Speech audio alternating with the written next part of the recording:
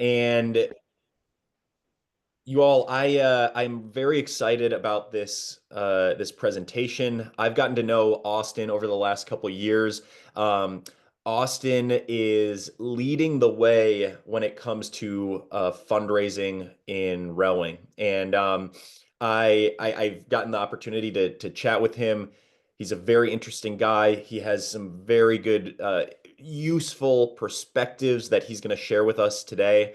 Austin, welcome to the first summit, the first day of the first ever summit. It has been an awesome day. We're so glad to finish it up with you. Well, thanks for the intro, Will. And yeah, this is awesome. It's great to see so many familiar faces in the participants. I think some of you I've rowed with, some of you I've met throughout the rowing world, and just excited to be here. Today is going to be a little bit of an interactive because I think fundraising is so broad on what you need and what we're trying to accomplish. So I'm hoping if you are able to turn on your camera, because I would like this to be an interactive session. If you can't, totally understand. But for this, I do ask that you have like a pencil and a paper or a pen and paper or digital, however you want to, whatever works for you and your organization. Um, and just giving a little bit of background on myself in terms of fundraising, I was the head coach and program director of UC Irvine, which is a club team in Southern California for about 10 years prior to moving to Texas in Dallas and working with Dallas United Crew. And totally different approaches and ways of fundraising. So we're going to kind of dive into some different scenarios and different availabilities. And it's really based off of like where you are geographically, what the size of your program is, what are your needs, what's your opportunities, and we're going to do it interactive with you guys. So I'm going to kind of call on you guys throughout the session, and we're going to kind of build these feedback, and hopefully through this, you guys are going to learn from each other as well. So if we can go to that next slide, well, it'd be great. So in fundraising, what are we trying to do? Like, what is the actual need for your program? And so in a really, I call it like 30 seconds, and I think everyone could always fundraise for their programs. I want you on your own piece of paper, your pen, your notebook, write down a need that you are looking to solve in your organization. Give everyone a minute to kind of jot that down.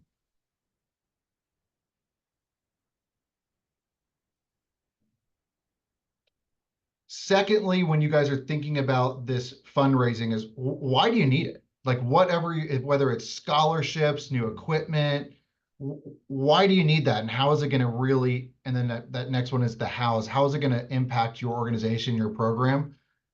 Because out of this, I'm going to start to call on some people, and we're going to walk through what I would call as like an elevator pitch of this fundraiser, because fundraising is fast, it's rapid, it's quick.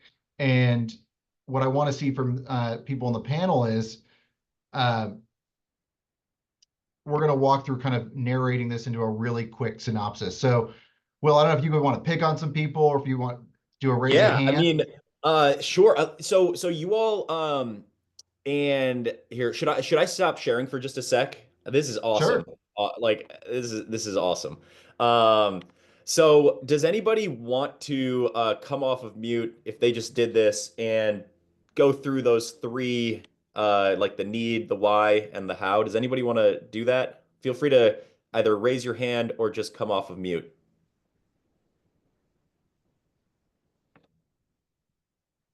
Yeah, And Tara. I jotted down staff salaries as a need for our organization. And the why is because people is how we teach and encourage. I didn't get to the how yet. okay, so that's great. So you've defined a need in your organization and it's people based. I mean, and then what we'll get into later is that we're going to work through this process. So it's good that you don't know the how yet, because we're going to talk about the how and why that's important and who we can target that's going to invest in people versus that's going to invest in what would be a physical asset or a mission or something different. So and we're going to talk about how we can go out and define those people and those resources and those funding, opportunities. So that's awesome. So I'm glad we got a people driven one. Anyone else got a need, Yeah, and a why and how? gain. Hi, yes, Guyana Steers. I'm in Spokane, Washington, and we need a permanent rowing site with all the appropriate facilities. And why we need that is because it gives permanency to our program and it provides us the ability to spread availability and access. Great. I mean, that's awesome because so now we've got a people-based need. We've got a facility-based need. That's awesome. Anyone else?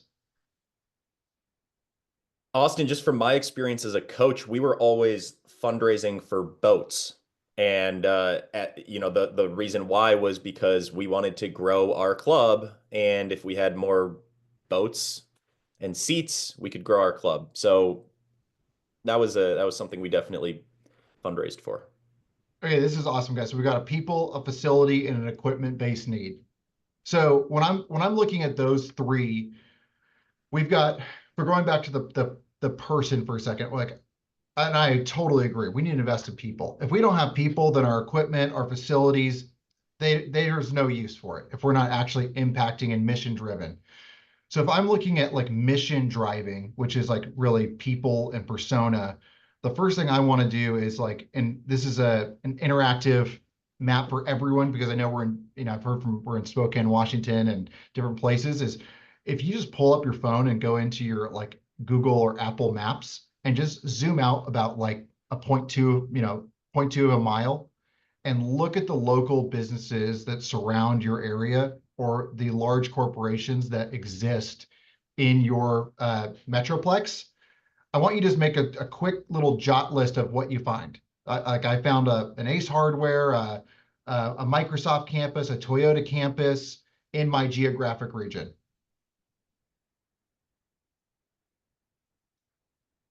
And pause me, Will, if I'm moving quick, because I know I'm on a This quick is timeline. awesome. No, just let me know if you want me to share when you want screen share and not. But this is awesome. Yeah, so why don't we go back to the screen share and go to the how do we define the need?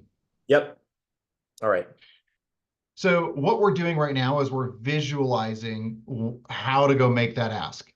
So what we just did, we pulled that map up. We're starting to identify, okay, I've got these local businesses in my area. I've got these local potential partners in my area.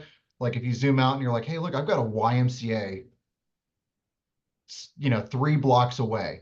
And, I'm just saying on the need of people, of trying to find good people and resources. Um, there's all these creative ways we could think about things like, if we need staff salaries, maybe I'm also to bridge my gap there, I'm actually going to hire some YMCA people and teach them rowing so I can help the YMCA offset that funding resource and that salary.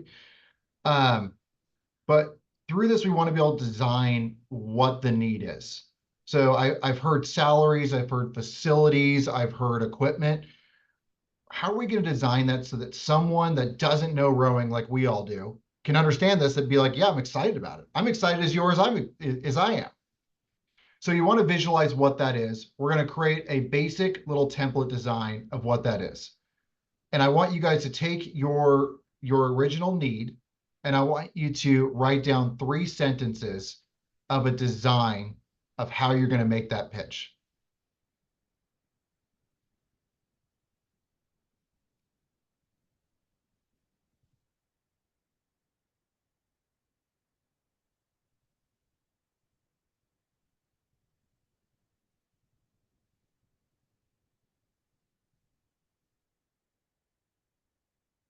And then once you've done that, what we're going to do is a really quick basic SWOT analysis on your own pitch. So I we actually for Dallas United Crew, one of the examples is like we've been doing outreach and really with Nan Miller running the show on the Road Dallas program for about since like 2019, 2020-ish area. And we're like, okay, how do we identify strong athletes to come into our program and break down these barriers? First, you need to understand like what those barriers are. So like from our design phase, it's like, okay, that's the design. We want to get strong athletes into the program by teaching into the schools. So the next is that this SWOT analysis: strengths, weakness, opportunities, and threats.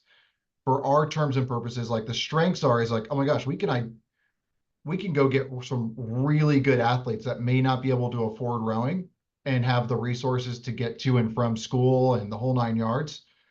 The weakness is that, like, well, we don't have money or people to go do that, but we've got a really strong mission. And that's like what I call like our opportunity here, is that like the mission is so strong. Like I can see Will smiling because he's like, yeah, I believe in that. Like I believe in that mission of like every kid having access to the sport of rowing.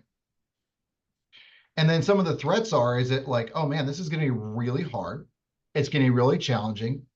No one's really cracked the code for it being successful at a national level. So there's not like the ability to go draw on someone else. So we're really in like the invention phase of this. And uh, so everyone with their own kind of idea, kind of walk you through what we're doing with our South Dallas initiative. But I want you guys to write down the strengths of your project, the weaknesses of your project, the opportunities of your project, and then what threats of those projects. And I know it's kind of quick, we're moving fast, but like they could just be like quick little bullet notes of like, going back to the facility, like getting a land lease through the city of Washington. That could be a weakness that, oh, they don't do that. Or an opportunity might be, oh, we don't have boat storage and racks. Well, how might we crowdfund and get resources from local nonprofits to come out and help build racks for the day?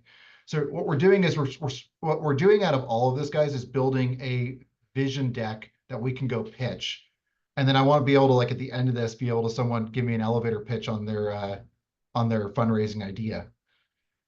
And that's the implementation, the ideation phase, is that once you implement this, and I will say this from a person who wrote a grant for our South Dallas initiative, it has ideated dramatically from its inception, because once you start actually doing it, how much things might actually change. And then that's the follow-up back to the grantees and the grant reporters.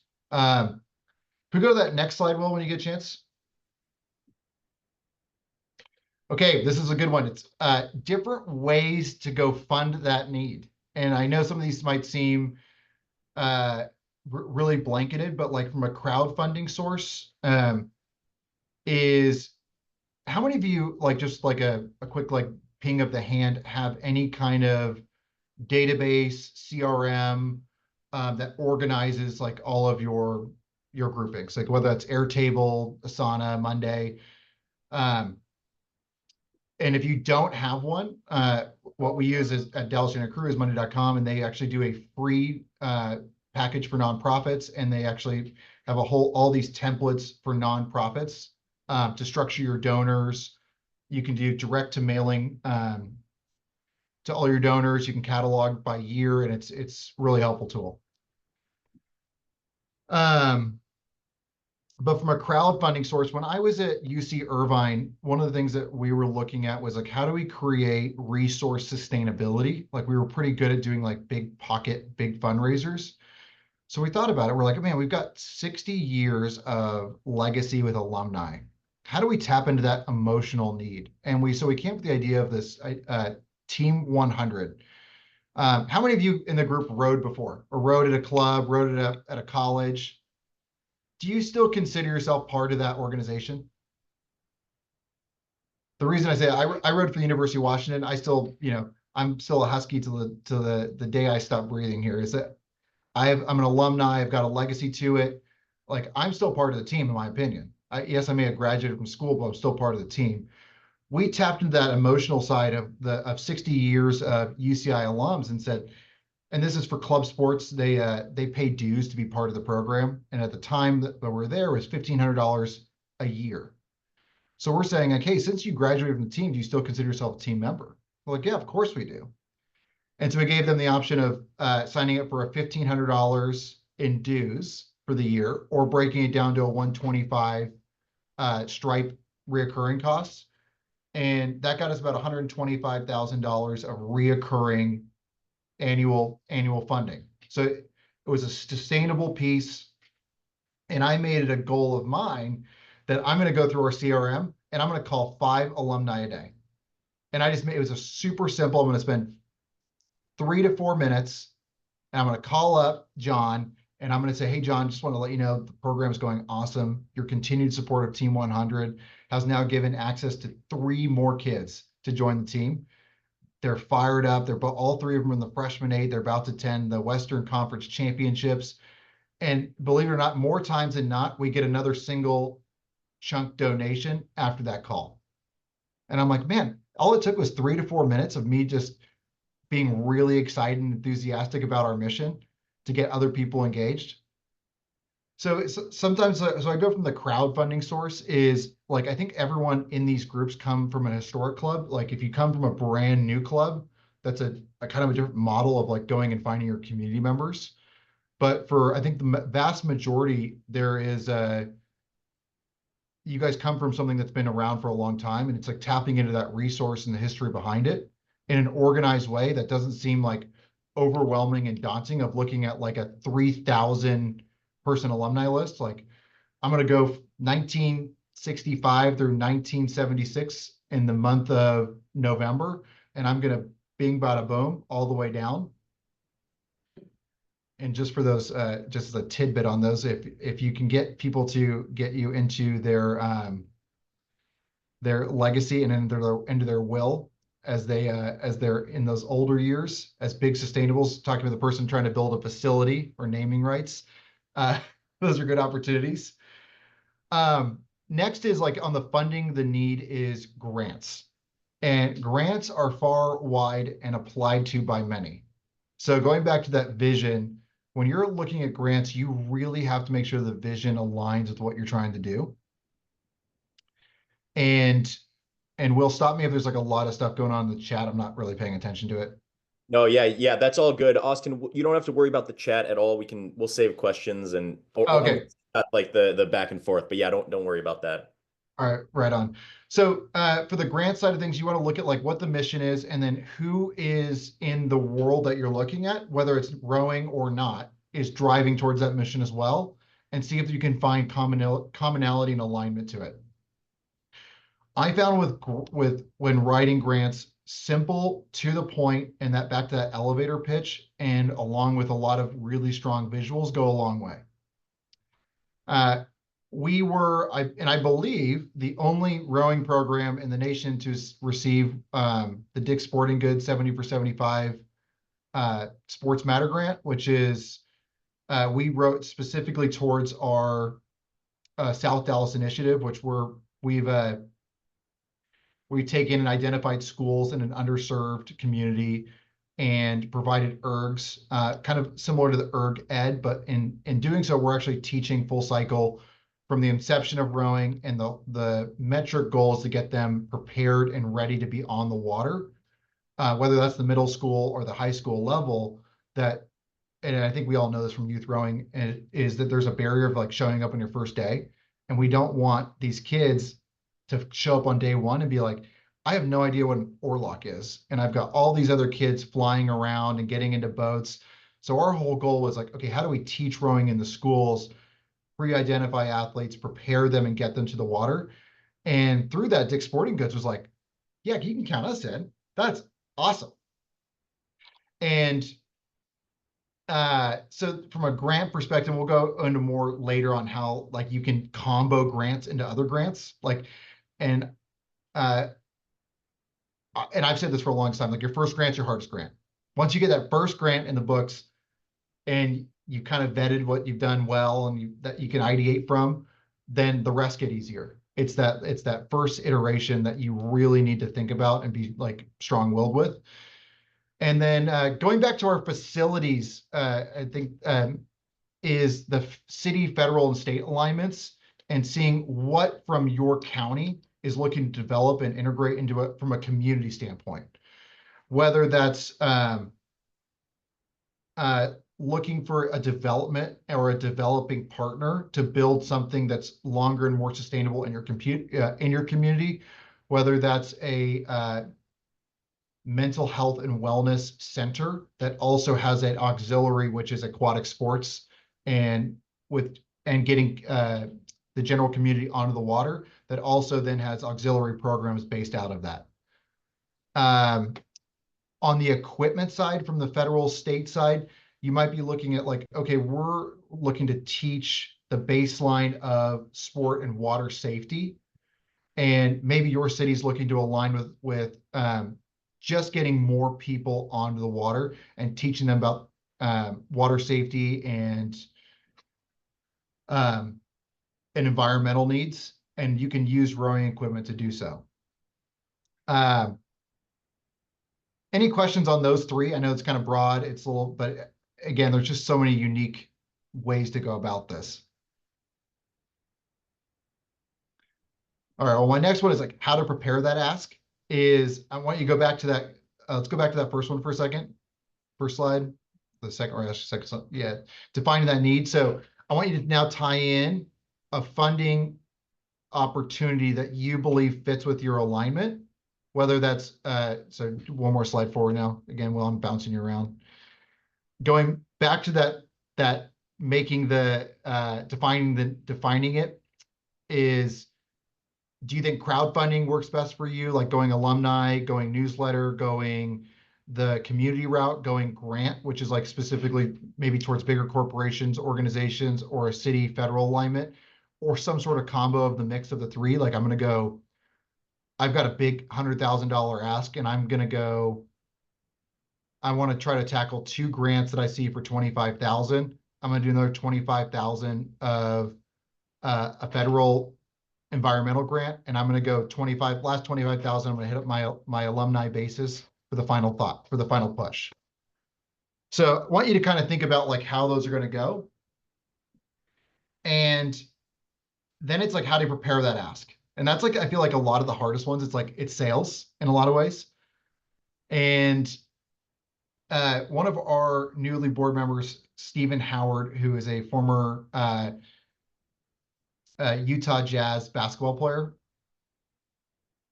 he came and spoke to our kids. And one of the things he always talks about is like lead with enthusiasm. And I think you guys can feel that energy, what I'm talking about. Like when you're going to make these asks, you have to be excited about the ask. If you are not excited and enthusiastic about what you're trying to do, and like, yeah, I'm really looking to try to get money for our coaches to have better salaries. Hey, thank you so much for taking the opportunity for me to talk today. We have an amazing opportunity for our kids here. Tara, you're gonna have to remind me what club you're from. The Recovery on water, but they're not kids.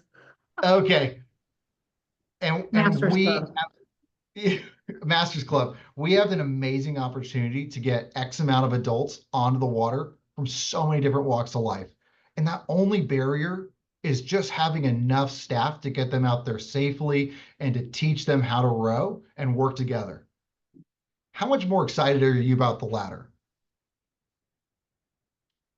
So part of that is you have to lead with enthusiasm. You have to be excited about this mission, about what you're trying to do, if you're going to have any success in trying to raise capital. And then there's the cold call, where it's like breaking the ice, which is like, it's so hard to like pick up the phone, like, and actually make that first ask. And I'll bring this into is like what we comboed on top of a grant, which was, we have our South Dallas initiative really fueled by Dick's Sporting Goods, and Arshay Cooper's The Most Beautiful Thing Fund, created $100,000. And we're like, man, once we did this, like rideshare is going to get really expensive. And Will's going to laugh at this, but our office space is like right above a Wingstop. And I did not have the time of my day to go make the healthiest choices of us, high performance athletes. So I got Wingstop for lunch. And as I was checking out, the credit card reader, and this is a good idea for some of you guys in this area, is to apply your nonprofits to, is to round up the change to Wingstop Charities. I'm like, oh man, what's that? So I walk upstairs and I go through Wingstop Charities, and I'm like, oh wow, Wingstop's located here in Dallas, Texas. Amazing. And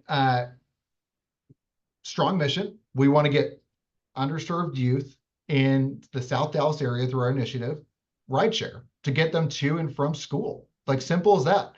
Applied through Wingstop, brought the visuals, brought the key metrics of success that we've already showed through the grant, and eight days later, $10,000 grant rolls through from Wingstop Charities.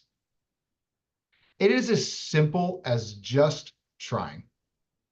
And I'm not speaking about the tons of grants that we've been denied from, but every time we've been, and I think go to the next slide, Will, but every time we've been denied from a grant, it's always led to someone else. It's always been like, yeah, it's not a great fit for us, but you know who it might be? Let me connect you guys on LinkedIn. And it connected us to the next person with the next opportunity. Which goes into like how to find that right path. So again, like initiatives and alignment, like Dick's Sporting Goods really fit with, and its Sports Matter grant really fit with youth development. That might not fit as well with masters, adult, or adaptive paralyzed veterans. So you have to like know what your target grant is looking for. And then I say that it's like research. It's like it's to find the market fit that tailors your need and your vision. And that's really the legwork for y'all to do, because it's like it is so different going from facility to equipment to sustainability, which I like, again, resource for salaries, is like how you go find that in your area. And I already kind of talked about like the enthusiasm behind the approach and just being really excited about what you're doing. The network of like 9 times out of 10, I've always been led to the next person who wants to help. And I think that's like one of the best parts about working in the nonprofit world, is that like there's so many people that just want to help and find aligned missions. Like I just recently went to this is the weirdest thing. I went to an onion factory of this guy who could be a potential donor for us. And he works with nonprofits doing like jujitsu for women in self-defense. And I'm like, wow, that's super cool. Went to this onion factory and it just didn't really align for what we were trying to do, but he connected me with 2 other people.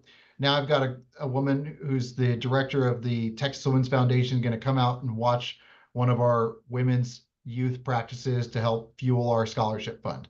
So it's like being able to leverage connections into more connections. And like anytime you get a no, I always encourage you to ask like the why, and is it just not a good fit? Which is like, that's 50% of it. Sometimes it's just like, hey, just not a good alignment fit.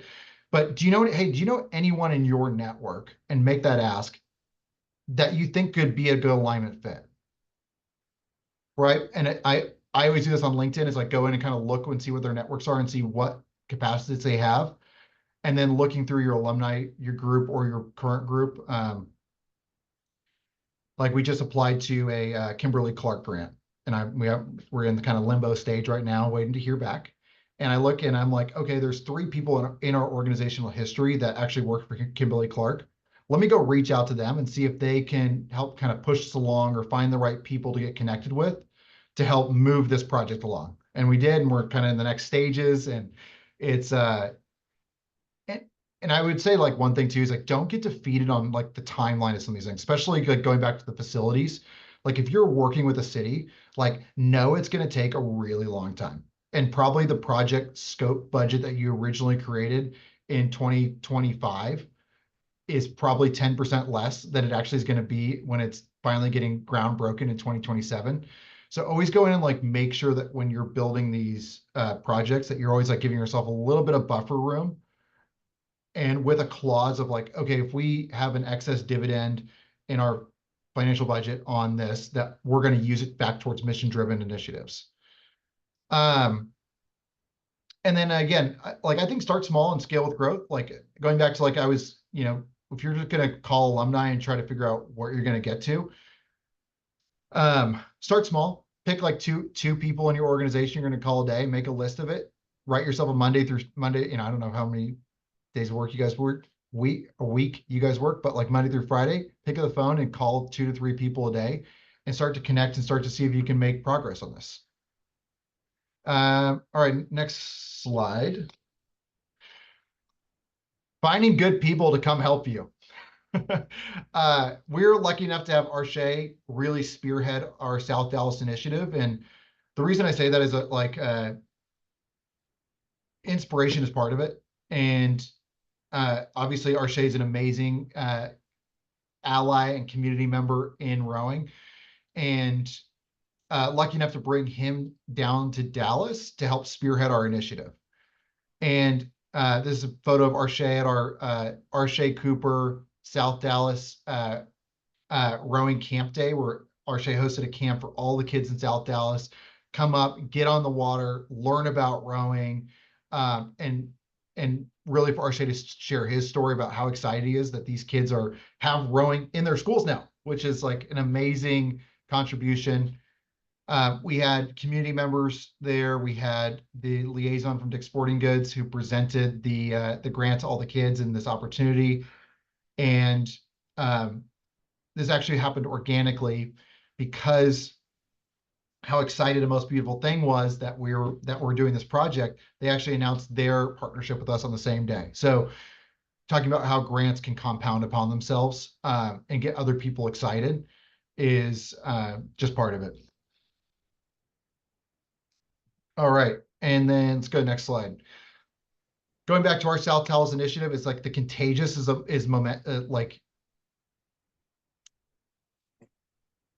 momentum can be really contagious. And I say this is like documenting your process as you go through. Like if you're going through and you're saying, I'm trying to build a permanent facility to get us like permanent residency in a place, documenting what that looks like, showing people in the community what that actually looks like. And sometimes it's like, it does take if you don't have internally the resources, I think is like try to crowdfund it. But getting someone to draw like a rendering of what this building might actually look like in the current space and creating opportunities based off geo maps of like, okay, I've got this community that's in a 6-mile range that we can draw from. What's the population of that community? What's the youth population of that community? What's the adult population of that community? Oh my gosh, we have a VA within 6 miles of this facility we're trying to build. Maybe leaning into the VA and trying to get partnership with them to help be a funding resource. So again, trying to like visualize what this looks like. And are you just trying to build a cookie cutter, run of the mill rowing program, or are you trying to do something community based? Like what is special about it that's going to get people excited? Like, and then also being like realistic, like from a person who's worked in the university for a while, and we've done these things. Start really simple. We did a rendering with our university, and we ended up with the Taj Mahal upside down using university architects, which is beautiful, fantastic, but like does not get people very excited about building an upside down boathouse with windows going to the 3rd story. So thinking about like what's realistic and what's actually going to create mission success. And again, like these 2 photos I have listed here and what they represent to our program is that we've got our head coach of our men's program in St. Philip's, which is one of the South Dallas schools we partner with, teaching the fundamentals of rowing, getting kids excited, and then we ended up doing a relay, and then showing like what I believe is like a true representation of like the city of Dallas in our in this photo to the right, which is we're a big mixing pot of totally unique cultures, and from kids from all walks of life are encapsulated in this photo. I mean, you have people from the upper elite to the under-resourced, all sharing in one day, one exciting moment led by Arshay Cooper. And it like to sit back and just watch all these kids interact, have fun, really makes you take a step back. And if like you're a funding resource, be like, holy cow, like where else does this happen? Like where else do you bring together kids from 6, 7, 8 different counties all into one group and working together for the same mission? And how you take that excitement to the 3 restaurants around the corner. And going back to my person, I'm trying to help get equipment. Like, would you love to be a corporate sponsor of this photo, of making an impact in these kids' lives? All it would take is 3 installments over the next 4 quarters of $2,500. And we're going to put you on our brand package over the next year, and your restaurant's going to get exposure. And when we hold our end of year Masters Eat Out Night, we're all going to attend your restaurant, and we cannot be more excited for you to be a partner with us. And make it a win-win for them too. Like, hey, look, I know you're giving us $7,500 to go buy this used 8 from X, Y, and Z, but you're going to get brand exposure on the road, on when our trailers travel, when our newsletter goes out, and when we do our Masters Night Out, we're going to go dine in with you because you're a supporter of us. And if you can kind of combo those into like 3, 4, 5, 6 different places and say like, hey, we're going to do a spring kickoff with 30% of what we spend tonight can go back to the nonprofit, that would make a huge difference to us. Like, who likes eating and, having a couple beers? I do. I also love supporting a nonprofit. So it's like you can kind of combo these basic, like, essential needs of like just going out to eat for dinner into an opportunity. And in that opportunity, getting like inviting other people to share your mission with, like, great opportunity just to have some topics of discussion. Okay, let's go. I got one more slide. Was And Austin, measure just to outcome. heads up, What was we've got that? about 10 minutes. We got about just Okay. wanted to do a time. Yep, time check. Okay, I'll be quick on this one. So then this is like providing data. So going back to the grants, like your measure outcomes and celebrate your successes. So measure our outcomes. If you look at our 2020, like one of ours was like, we do want to diversify the sport of rowing. It's one of the things that we're really excited about and got our partners really excited about. And if you look at our 2023 fall diversity, and just like, and then you look to our 2024, once we've integrated our South Dallas initiative into our programming, I mean, just visually, what do y'all see? Mission success, mission outcome, mission driven, right? Yeah, improvement. That gets partners really excited. And this is what you're not seeing is like the brutal hard work behind the scenes of our amazing staff going into the school and ideating all the time to try to figure out like new opportunities. But through this is that like we can go back to our grantees and say like, hey, look, we need now sustainable funding for this project, which we're in now the stages of. Is it like, hey, thank you for the investment. Mission is successful. Now to create mission sustainability, we need to talk about reoccurring investments into this project. And I think it's like when you're looking at grants, it's like, okay, like, is this going to be a singular outcome? Like we're going to give, $1 million and change to build a building, and then we're done, and someone else is going to build operational sustainability. Or am I looking at like what else is like a programming, which is that doesn't stop. Like, and it costs scholarship, costs money, ergs, equipment, maintenance. So now we're in the stages of like, okay, this is working. Now we need to make it sustainable. And that's currently in the stages we're doing. Um, but I'm just saying, as you go through these process, really make sure you're measuring your outcomes and then celebrate your wins and celebrate those wins. Like, as simple as, hey, we had a really good call with the city today, and they're really excited about exploring this project, about building at least a 1-bay building as to start of our new facility to create permanent residency. Or, hey, we got 25% funding for our coaches. So we got them through the next quarter. Now we need to go raise Q4 and into Q1 on those raises. But we can measure the successes at Q3 when you have funding. Does that make sense? Cool. Okay, I know we got some questions, and sorry, Will, I'm speaking as quick as I can. Oh, this was awesome. This was awesome. The questions have been great. Steph, I wanted to kick it over to you. If you, as you've been kind of taking a look at the chat, are there any questions? And again, folks, I'd love for you to come off and ask them yourselves, but were there any questions that stood out? Otherwise, if you have a question, you can put your hand up by clicking on the bottom of the by clicking on reactions. Yeah, so I think people in the chat have been doing a great job of responding to each other, which I love. But one that I think would be great for you to speak on is how do you find grants? Are there resources, like where do you go to look for these if you're new to looking for grants?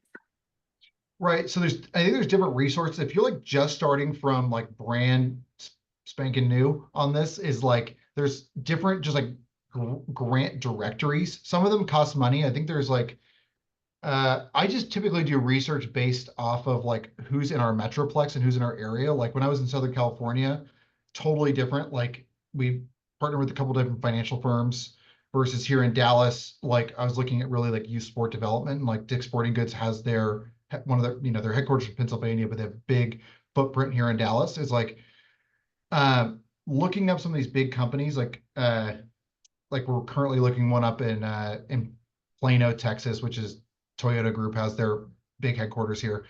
Where are you located, Stephanie?